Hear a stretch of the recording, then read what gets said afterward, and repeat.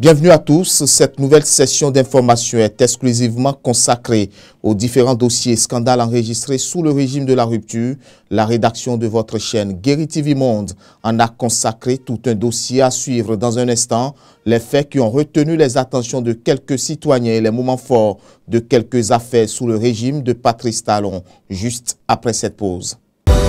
Vous organisez un mariage, un anniversaire, un baptême, un séminaire, un spectacle, un meeting politique ou tout autre événement, Guéri TV Monde vous propose un service de sonorisation professionnelle de meilleure qualité. Pour plus d'informations, contactez-nous au plus 229 91 19 10 10. Guéri TV Monde, le leader des Web TV.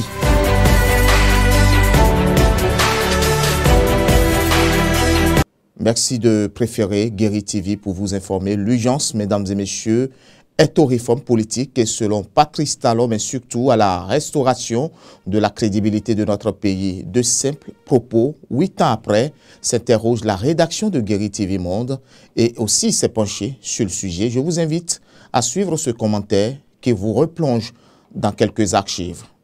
6 avril 2016, Patrice Talon, élu président de la République, prête serment devant le président de la Cour constitutionnelle et le peuple béninois au stade Charles de Gaulle de Porto Novo. Devant Dieu, les mânes de nos ancêtres, la nation et devant le peuple béninois, seul détenteur de la souveraineté.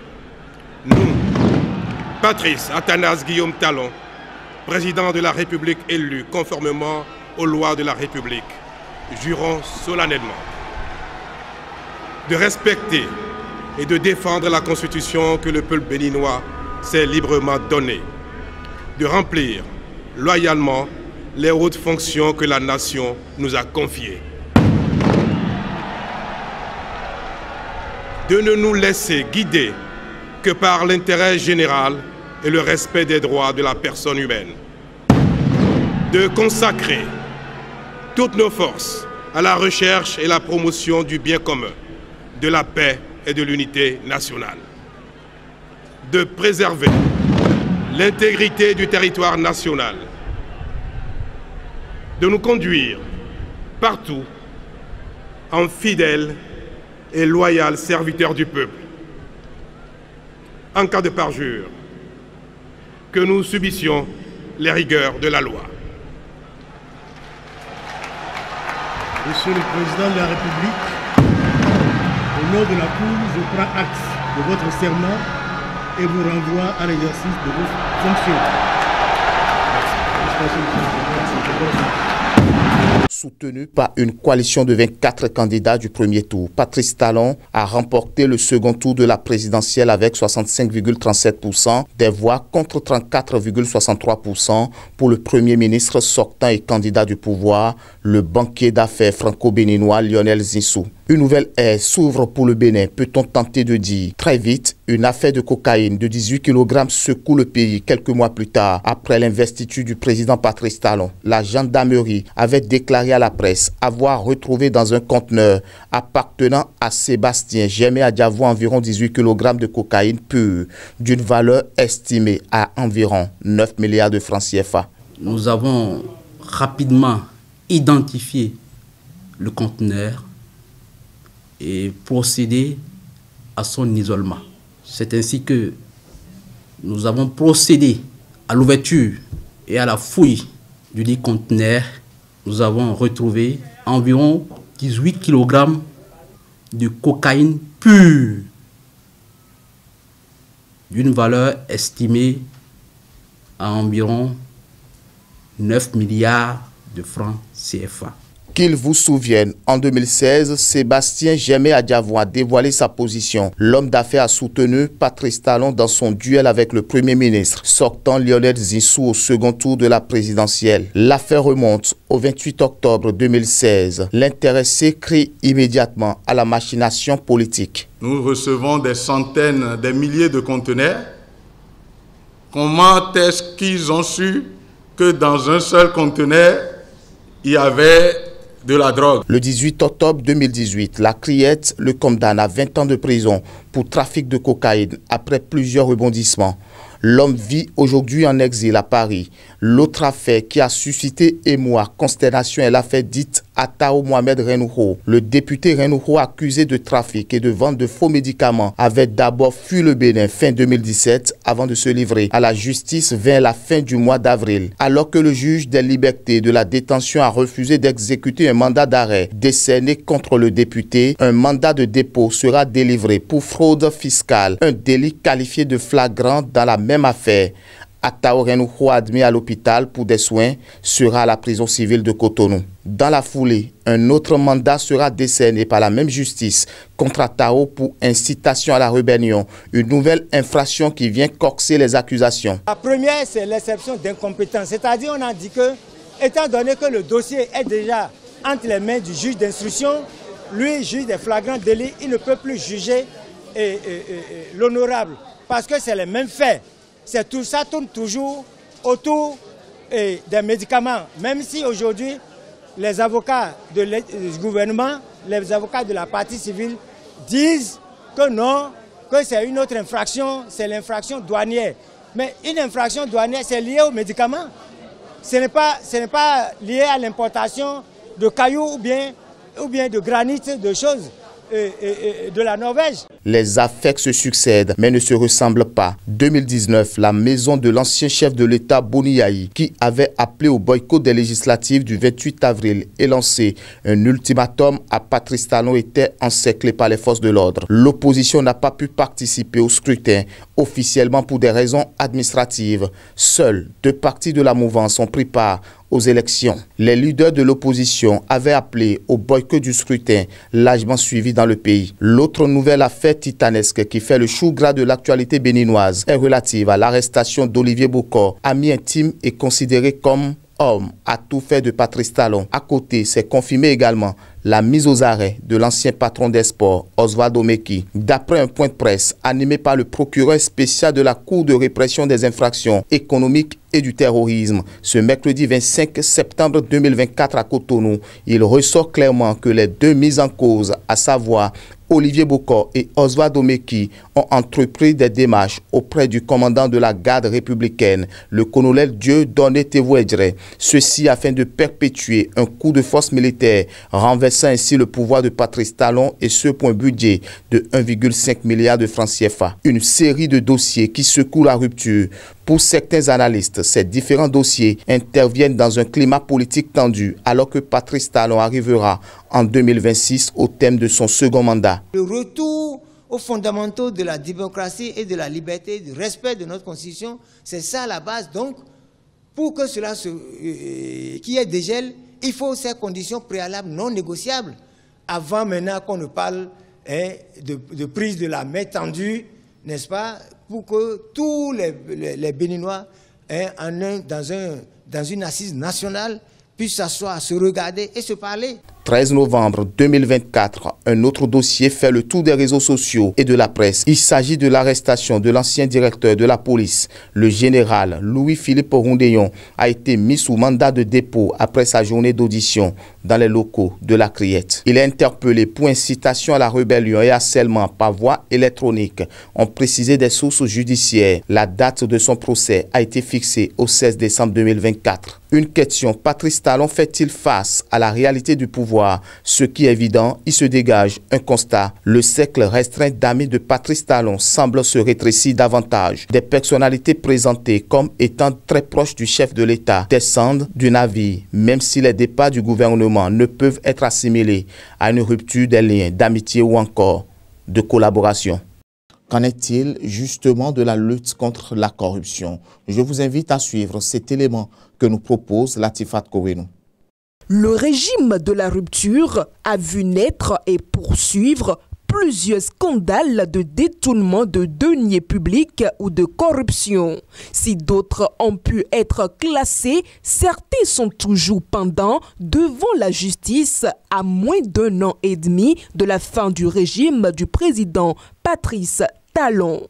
Jugé condamné et ayant purgé sa peine, l'affaire de placement hasardeux de 17 milliards de francs CFA des fonds de la Caisse nationale de sécurité sociale à la Banque internationale du Bénin, BIBE, sur fond de versement de commission de 111 millions de francs CFA impliquant le syndicaliste Laurent Métoyon fait partie des premiers dossiers examinés devant la Criette. C'est une affaire qui faisait suite à une vérification de l'Inspection générale des finances, IGF. L'ancien directeur général de la CNSS, Dramon Diatema, l'ancien directeur financier, Mora Moussa, et bien d'autres cadres de cette structure ont été mis en cause lors du Conseil des ministres du 2 novembre 2017. En justifiant les fonds, tout en incriminant aussi la direction, l'ancien directeur général de la CNSS est monté au créneau pour donner sa part de vérité. Au cours de ces sorties, il laisse entendre, comme pour justifier les placements dont la responsabilité incombe à lui et aux membres de son conseil d'administration, que l'actuelle équipe dirigeante de la CNSS a aussi placé 4 milliards auprès de la même banque. Face à cette insinuation, j'ai le devoir de situer l'opinion publique, en général, les travailleurs de la Caisse nationale de sécurité sociale et les assujettis en particulier, que nous n'avons jamais fait un tel placement. De quoi s'agit-il en réalité? Ayant pris la mesure des risques liés au placement inopportun de 16 milliards dans une banque alors en difficulté, la nouvelle équipe dirigeante a, à son arrivée, décidé de retirer les sommes en question. C'est ainsi qu'elle a d'abord récupéré la somme de 1 milliard de francs CFA. Mais dès la demande de retrait suivante, la BIBE nous a fait observer que si nous procédions ainsi, le risque qu'elle cesse carrément ses activités était réel et que nous perdions même tout l'argent restant, soit 15 milliards de francs CFA. Ceci, a posteriori, confirme par ailleurs que les placements effectués entre 2014 et 2015 étaient effectivement à haut risque. À la fin d'une longue série de reports et de reprises du procès, la Criette a confirmé la condamnation à 5 ans de prison de Laurent Métoyon et de ses co-accusés. Une décision qui avait été rendue par le tribunal de première instance de première classe de Cotonou. Au terme d'environ 9 mois de procès, l'ancien président du conseil d'administration de la Caisse, Laurent Métoyon, a écopé de 5 ans de prison ferme assorti d'une amende de 1 million de francs CFA. Il doit aussi payer avec ses co-accusés la somme de 10 millions de francs CFA à l'État et 70 millions à la Banque internationale du Bénin.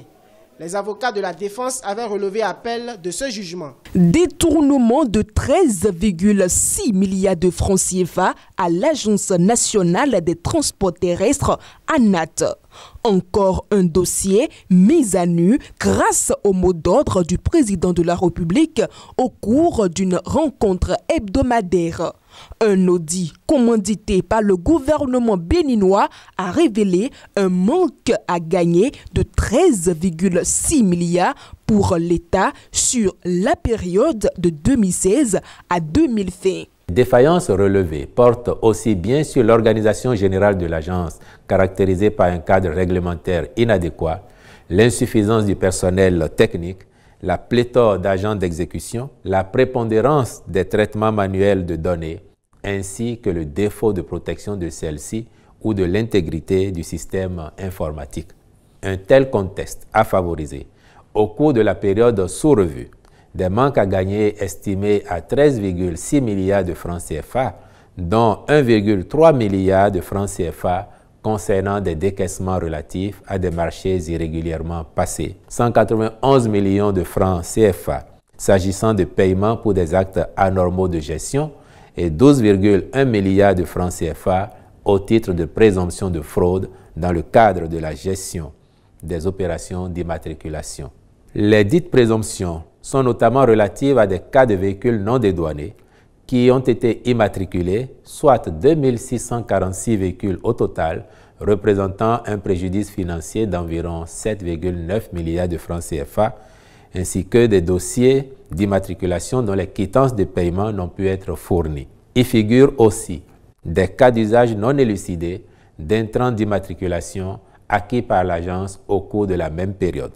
Le rapport révèle également l'adoption irrégulière d'une convention collective accordant des avantages exorbitants au profit des agents. Prenant acte des conclusions de ce rapport, le Conseil a décidé de relever de leurs fonctions messieurs Thomas Agbeva, ancien directeur général de l'ANAT et actuellement conseiller technique du ministre des Infrastructures et des Transports, Félix Jonas Koukoui, directeur des titres de transport, Malik Bayan, directeur administratif, Dominique C.P. Boko, agent comptable, et Charles J.M. Zoglobosu, précédemment personne responsable des marchés publics. J'ai tout de suite tiqué quand j'ai appris là. Je dis, mais je me suis demandé, mais il y a encore des malversations comme ça dans ce pays avec la rupture. J'ai été très étonné parce que cette somme elle est énorme. Elle peut servir à quelque chose. Elle peut servir à surtout les jeunes qui n'ont pas d'emploi et tout ça, on crie tous les jours, les jeunes sont au chômage, tout ça. Ça peut servir à ça. Qu'un groupe de personnes, 2-3 personnes s'accaparent de cette somme. Je ne pourrais pas croire que au temps du président Talon, au temps du nouveau régime du départ, des individus à qui on a accordé des confiances se permettent de dilapider les fonds, de détourner les fonds. Et ça fait mal. Dans un pays où rien ne va, où rien ne bouge, où tout le monde souffre, certains ils se réunissent et puis ils dilapident 13 milliards, donc c'est malheureux.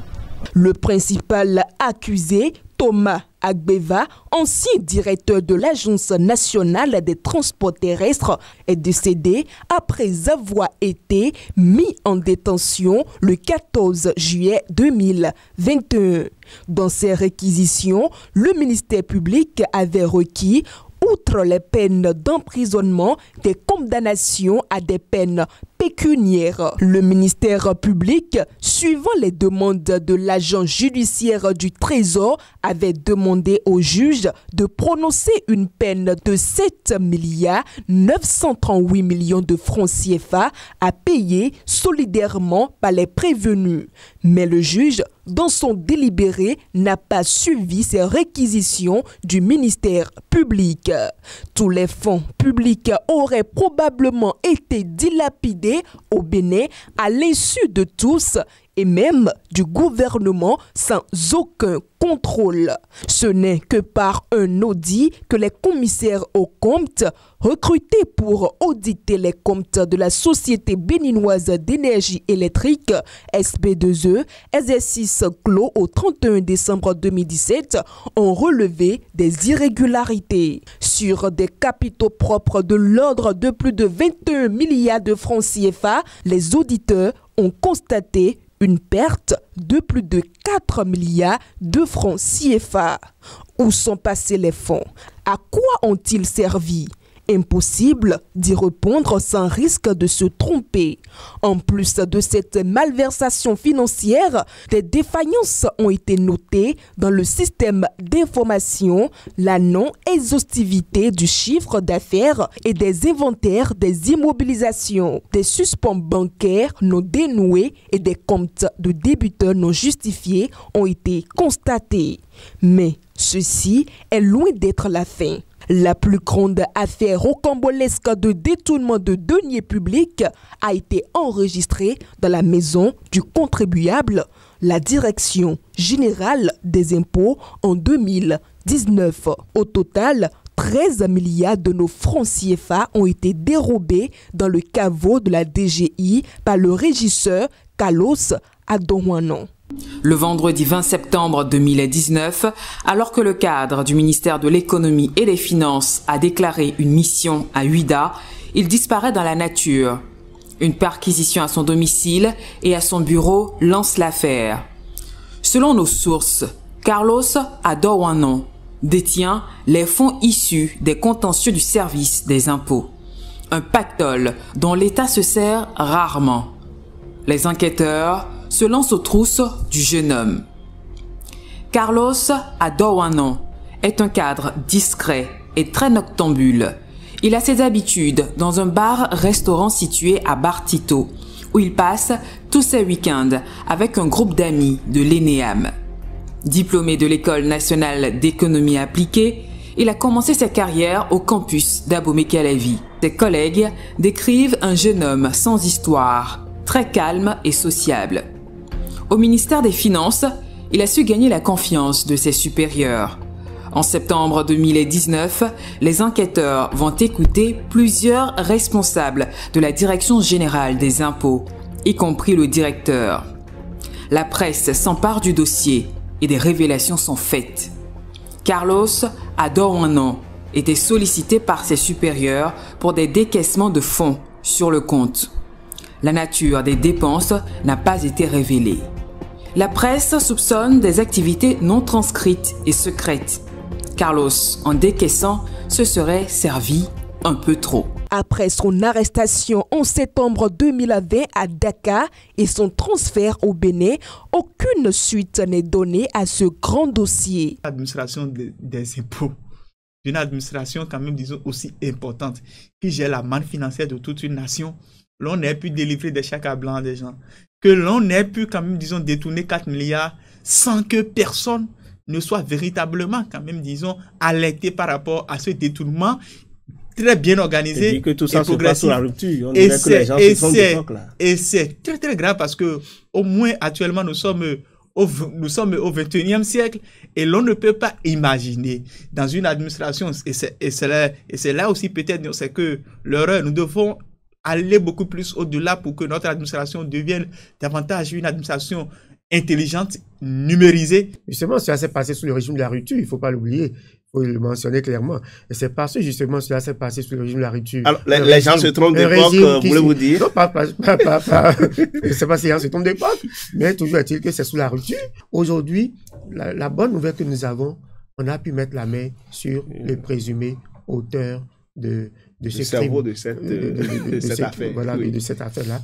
Et le plus important, ce n'est pas quand même, disons, le fait que le monsieur soit arrêté, non, mais c'est le fait que l'on aille jusqu'au bout pour que ceux-là qui sont impliqués dans ce dossier servent d'exemple.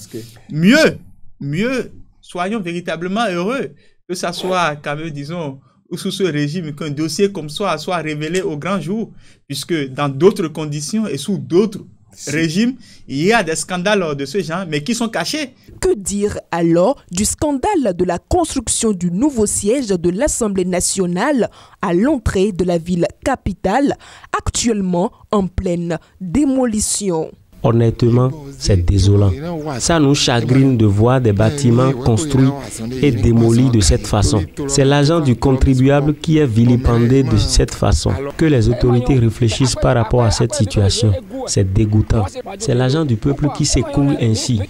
Le siège est presque à terre, mais les responsables sont toujours debout.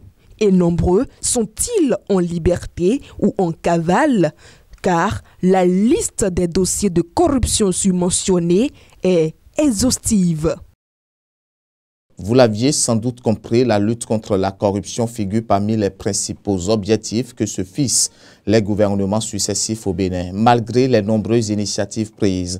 En ce sens, notamment la création de la Cour de répression des infractions économiques et du terrorisme CRIET, plusieurs scandales financiers ont éclaté sous la gouvernance du président Patrice Talon. Les avis, bien que mitigés, convergent sur un point. Il est impératif de trouver de nouvelles approches pour renforcer la lutte contre le détournement de fonds publics. Retrouvez les réactions recueillies par Anselme Richard et Modeste Adanzeta auprès des citoyens de la ville de Parakou. Je crois qu'en matière de lutte contre la corruption aujourd'hui au Bénin, je dirais que c'est pratiquement la même figure, hein, que ce soit bien avant 2016 que de 2016 jusqu'à aujourd'hui, parce qu'on a compris que le Béninois à un certain moment se métamorphose et se ligue contre l'outil qu'on a lancé donc, pour réprimer la corruption. Quand je prends aujourd'hui la Cour de répression des infractions économiques et du terrorisme, quand elle avait été installée, il y avait une peur. Tous les Béninois se disaient attention, même quand tu voles 1000 francs CFA quelque part, on te dit la criette t'attend. Aujourd'hui, cet instrument-là ne fait plus, à mon avis, en tout cas peur aux Béninois. Il y a également au niveau de la direction générale de l'Office béninois de sport universitaire et scolaire, je veux parler de l'OPSU avec le directeur qui aujourd'hui croupit en prison. Donc pour la transparence dans la gouvernance du président Patrice Talon, puisqu'il a dit, moi je ne voudrais pas que ce soit un point noir au soir de sa gouvernance, il faut qu'on puisse élucider tous ces dossiers. Quand je prends par exemple l'affaire Carlos Sawan, ça fait déjà beaucoup d'années que les Béninois attendent réellement de savoir qui a ordonné le décaissement de ces milliards, comment ça s'est passé. Donc que tous ces dossiers-là soient élucidés pour qu'on puisse sanctionner de manière véritable ces différentes personnes-là. Il faut opter pour la politique. Quand on parle par exemple de la politique du pollueur-payeur, il faut ici le détourneur-rembourseur. Au niveau de la DGI, il y a eu un détournement là, on a appris, au niveau de la SPE également, donc de part et d'autre quand même, ce qui veut dire que c'est réel. Et ceux-là devaient quand même accompagner le président de la République ou bien le gouvernement à pouvoir quand même aller dans le même sens de cette lutte contre la corruption.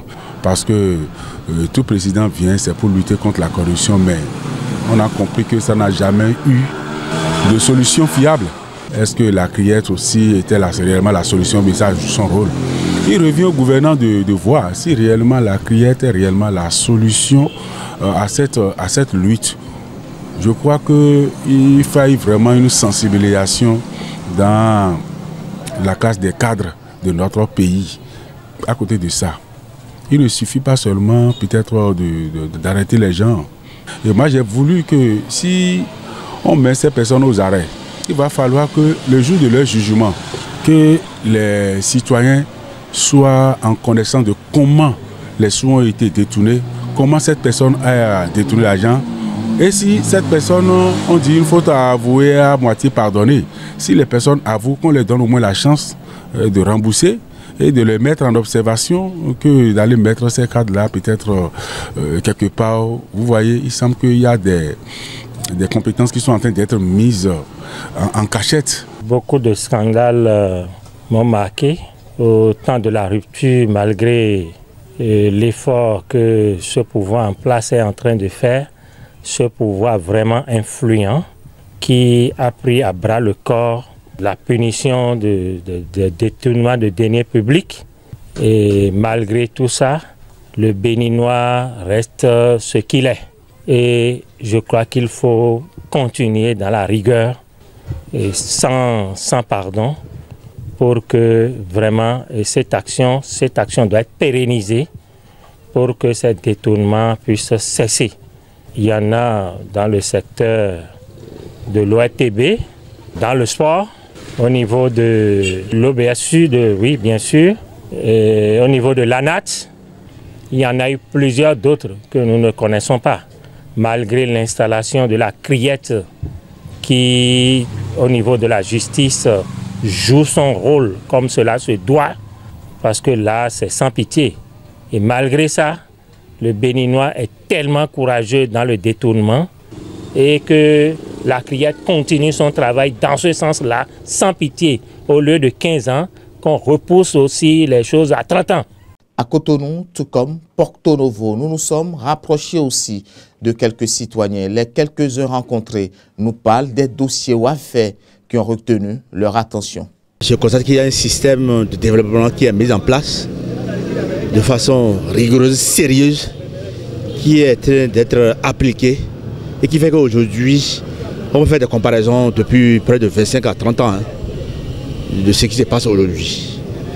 Je ne dirais pas que les autres régimes n'ont rien fait de concret, mais il y a une particularité aujourd'hui qui se passe aujourd'hui dans la gestion de l'action publique. La rigueur, le sérieux et la volonté de bien faire. Par rapport à la corruption, il y a un grand effort. La criette qu'on a créée, vraiment a su quand même mettre quand même du sérieux, a su redresser les Béninois par rapport à la corruption, le vol, le pillage de l'économie, le pillage des biens publics. La corruption quand même a cessé. Les gens aujourd'hui ont peur quand même de faire des détournements hasardeux.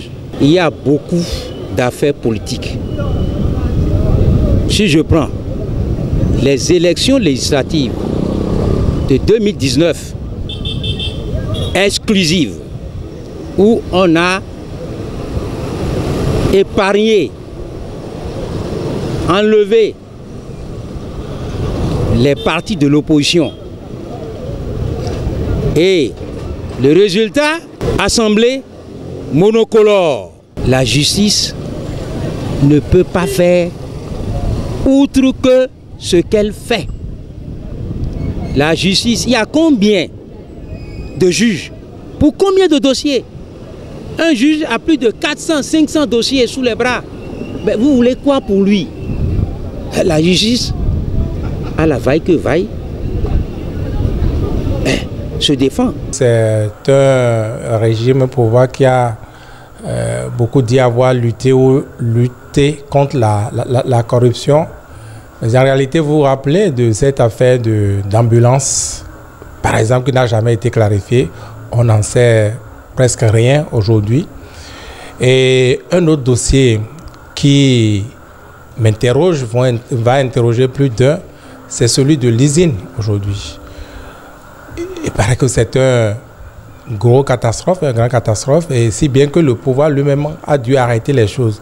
Quels sont les gouffres qu'il a eu dans ce dossier? Est-ce qu'on ne saura jamais la vérité une fois? Parce que quand j'évoque ces choses-là, vous voyez que c'est d'abord de la corruption, c'est une mauvaise gestion du denier public, c'est d'une mauvaise gestion du denier public qu'il s'agit.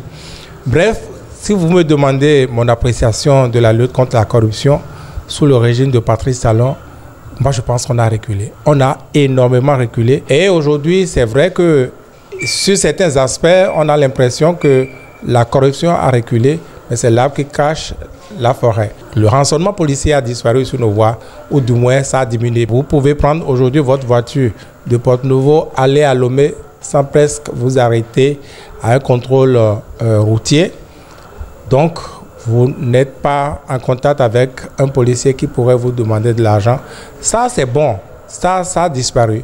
Mais je dis encore une fois, ce n'est que l'arbre qui cache la forêt. La grande corruption, la corruption qui n'est pas à la portée de tous, eh bien, je crois que c'est maintenant plus que jamais que cela s'est enraciné. Patrice Talon a-t-il réussi son pari, mesdames et messieurs? Visiblement, vous l'aviez suivi avec moi, que les avis sont divergents selon la position de chacun. Merci de nous avoir suivis.